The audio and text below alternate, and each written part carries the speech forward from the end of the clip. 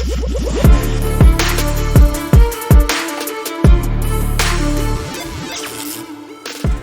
been interesting watching all of the conversations happening around Little Mermaid and how the damage control has already begun for this movie, based all on dislikes, by the way, that aren't even public.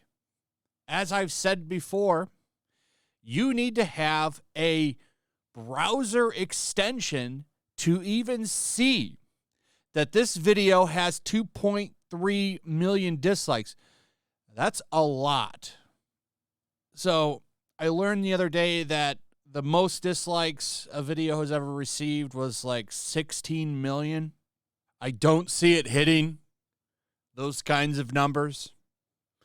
3 million, I think, is where this is going to land, unless Disney wisely puts out a new trailer, which would be smart because there's no way the next one will reach 2 million dislikes. It's still going to get ratioed. Probably will get a couple 100,000 dislikes, but I don't think it'll hit these kind of numbers again. A lot of people just don't like these live-action remakes. They're also tired of a lot of unnecessary changes that happen. You're not allowed to talk about these changes either, or you're labeled an istophobe, of course, like Trevor Noah over on his show, The Daily Show, over there basically saying that if you don't like these changes, or if you talk about them at all, you're of course a racist. CNN jumping in as well, saying that if you don't like this, you of course are also racist. 2.3 million people, huh? They're all hardcore racists, I'm sure. It's so ridiculous. But here's the real reason that a lot of these people are trying to protect this movie. And that's because the original is very problematic. The Little Mermaid was very problematic. Here's hoping Disney's remake isn't sexist. Now, what is the reasoning for this? The reasoning for this is because in the original, she falls in love with a man and wants to change her world so that she can be with him. Now, that's a problem. That's not a strong, independent woman, because those women, they don't need no man. Because God forbid a loving man and woman relationship be shown and praised. A woman falling in love with a man and wanting to be with him and make that her future? Oh, no. We can't have that. So don't worry. Disney's already said that they're going to make changes.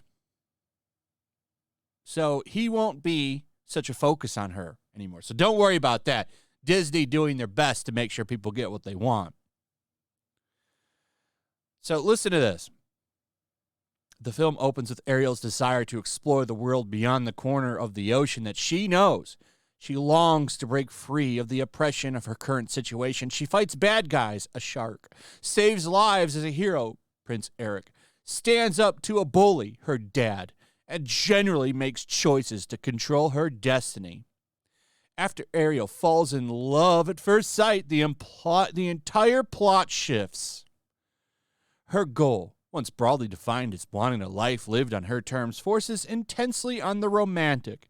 Looking back on it as an adult, it occurs to me that she sees him as her entryway into the human world, a way to break out of her current situation. Because women have been conditioned by society to believe that the only way we can have power is through our proximity to white male privilege. So at times, we inadvertently perpetuate the system of patriarchy through our husband's power. In the movie, Ariel visits Ursula, the sea witch, who says that she can turn Ariel into a human if she trades her voice. Understandably, Ariel balks. Ursula cuts off her singing. You'll have your looks, your pretty face, and don't underestimate the importance of your body language. The men up there don't like a lot of bladder. They dote and swan and fawn over a lady who's withdrawn. It's she who holds her tongue who gets her man. So those got to change. And you can see it right here. why the original version of The Little Mermaid is problematic. Basically, because of what I said, because they don't want a woman being in love with a man. So that's the next big one, and I guarantee you that focus is going to be changed quite a bit in this movie. That's why the movie is going to be shit. I don't really care who plays her, to be honest, because you could get the greatest actress in the world that looks just like Ariel to be in this movie, but it's not going to matter. The movie's going to be modern garbage, regardless of who it is. Just like the rest of all these Disney's remakes. And they're all shit. One of my favorite Disney movies as a kid was Aladdin. I've seen Aladdin a million times. Probably. No, probably more like 50. But the live-action remake, which I was kind of curious about, sucks. It's awful. They make changes to the music and stuff. Like, Will Smith is an awful genie, by the way. I'm just not a fan of it. I don't think I'm the only one. The Lion King was atrocious. Awful movie. Pure shit. Facial expressions. Now they're making a prequel to that, which is going to be shit. Anybody think that movie's going to be good? You're mistaken. I didn't see Beauty and the Beast. I think they did a Jungle Book one, too. I haven't seen that one either. But I hear that they're all pretty bad. This one's going to be just as bad. Oh, Pinocchio. Let's not forget about Pinocchio, too. That one just dropped. That one's so bad, they put it right on Disney+.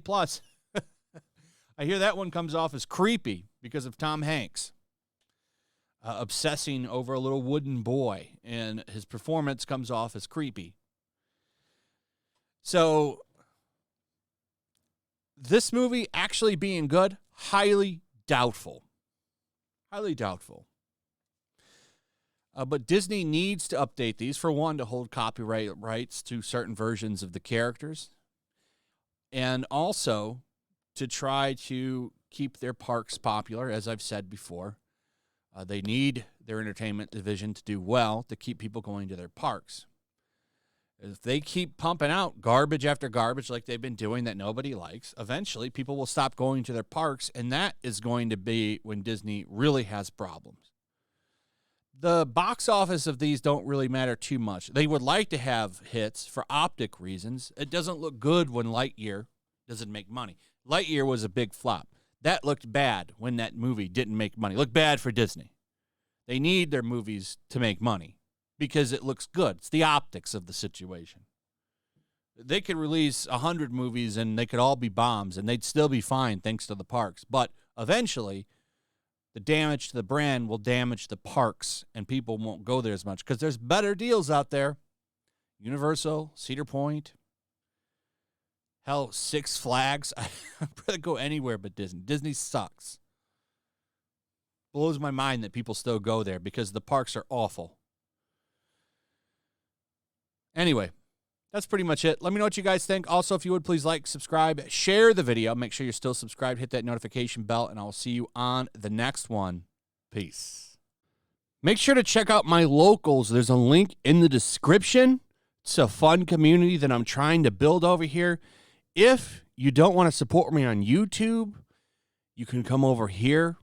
None of that money goes to YouTube. You also can just come over here for free. But if you are a supporter over here, I do plan on doing an extra live stream once a month and throwing links to the supporters so you can actually come on and have a supporter live stream with me. Also, it's a good place to catch all of my content. You don't have to worry about notifications like YouTube. They'll definitely work over here. So come check out my locals.